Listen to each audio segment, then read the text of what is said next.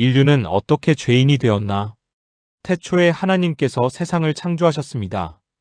빛과 어둠을 나누시고 하늘과 땅을, 식물과 동물들을 창조하시고 6일째 되는 날 하나님은 특별한 존재를 만들기로 하셨습니다.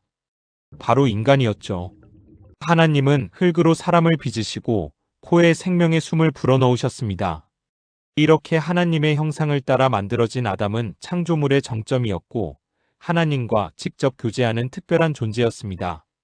하나님은 아담을 에덴 동산에 두어 살게 하셨습니다. 그곳은 온갖 아름다운 나무들과 맛있는 과일들로 가득했고 4개의 강이 흐르는 낙원이었습니다. 동산 한가운데는 2그루의 특별한 나무가 있었는데 하나는 생명나무였고 다른 하나는 선악을 알게 하는 나무였습니다. 하나님은 아담에게 동산을 돌보고 지키는 임무를 주시면서 단 하나의 규칙을 정하셨습니다. 동산의 모든 나무 열매는 내가 마음대로 먹어도 좋다. 그러나 선악을 알게 하는 나무의 열매만큼은 먹지 마라. 그것을 먹는 날에는 반드시 죽을 것이다. 명확하고 단순한 규칙이었습니다. 수많은 나무 중에 단 하나만 금지된 것이었죠. 얼마 후 하나님은 아담이 혼자 있는 것이 좋지 않다고 판단하시고 그를 위한 동반자 즉 그의 갈비뼈 하나를 취해 하와를 만드셨습니다. 아담은 하와를 보자마자 기쁨에 넘쳐 외쳤습니다. 이는 내 뼈 중의 뼈요, 살 중의 살이로다. 그 2사람은 벌거벗었지만 전혀 부끄러워하지 않았습니다. 순수했고 죄가 없었으며 하나님과 완벽한 관계 속에 있었기 때문입니다. 그런데 어느 날 동산에 있던 뱀이 하와에게 접근했습니다. 성경은 이 뱀을 들짐승 중에 가장 강교한 존재라고 묘사합니다. 뱀은 교묘하게 하나님의 말씀을 왜곡하며 물었습니다. 하나님이 정말로 동산의 모든 나무 열매를 먹지 말라고 하셨나요? 하와는 바로 잡았습니다. 아니요, 동산 나무들의 열매는 먹을 수 있어요. 다만 동산 중앙에 있는 나무 열매는 먹지도 말고 만지지도 말라고 하셨어요. 그러면 죽는다고요. 뱀은 여기서 대담한 거짓말을 던졌습니다. 절대 죽지 않습니다. 하나님이 그렇게 말씀하신 진짜 이유는 여러분이 그 열매를 먹으면 눈이 밝아져서 하나님처럼 선악을 알게 되기 때문입니다.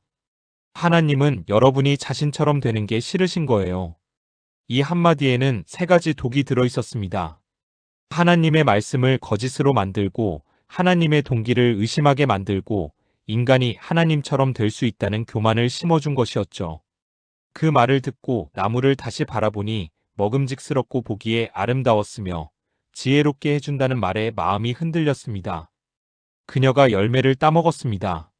그리고 남편 아담에게도 주었죠. 그 순간 2사람의 눈이 밝아졌습니다. 그들은 처음으로 자신들이 벌거벗었다는 사실을 깨달았고 부끄러움과 죄책감이 밀려왔습니다. 서둘러 무화과나무 잎을 엮어 몸을 가렸지만 그것으로는 충분하지 않았죠. 순수함은 사라지고 두려움이 그 자리를 차지했습니다.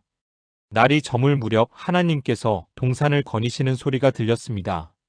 평소 같았으면 달려가 반겼을 텐데 이날은 달랐습니다. 아담과 하와는 나무 사이에 숨었습니다. 그때 아담아, 내가 어디 있느냐? 하나님의 음성이 들려왔습니다. 이것은 위치를 묻는 질문이 아니라 영적 상태를 묻는 질문이었습니다. 아담이 떨리는 목소리로 대답했습니다. 당신의 소리를 듣고 제가 벌거벗었기에 두려워서 숨었습니다. 하나님이 물으셨습니다. 누가 내가 벌거벗었다고 알려주더냐? 내가 먹지 말라고 한 그 나무 열매를 먹었느냐? 여기서 아담은 놀라운 반응을 보입니다. 하나님께서 저와 함께 있게 하신 여자가 그 나무 열매를 제게 주기에 먹었습니다. 책임을 하와에게 떠넘긴 것도 모자라 하나님께까지 화살을 돌린 것이었습니다. 하나님이 하와에게 물으시자 하와도 대답했습니다. 뱀이 저를 꿰어서 먹었습니다. 인류 최초의 책임 회피가 시작된 순간이었습니다. 하나님은 슬프셨지만 심판하셔야 했습니다. 뱀에게는 평생 배로 다니며 흙을 먹고 여자의 후손과 원수가 될 것이라는 저주가 내려졌습니다. 하와에게는 임신과 출산의 고통이 그리고 남편과의 관계에 어려움이 주어졌습니다. 아담에게는 땅이 저주를 받아 평생 수고해야 먹을 것을 얻게 되고 가시덤불과 엉겅퀴가 날 것이며 결국 흙으로 돌아갈 것이라는 선고가 내려졌습니다. 그리고 죽음이 세상에 들어온 것입니다. 하나님은 아담과 하와에게 가죽옷을 지어 입히셨습니다. 이것은 의미심장한 행동이었습니다. 가죽옷을 만들려면 동물이 죽어야 했으니까요. 인류 최초의 희생이 이루어진 것이었고, 이것은 훗날 예수 그리스도의 십자가 희생을 미리 보여주는 예표였습니다. 죄를 덮기 위해서는 피 흘림이 필요하다는 진리를 보여주신 것이죠.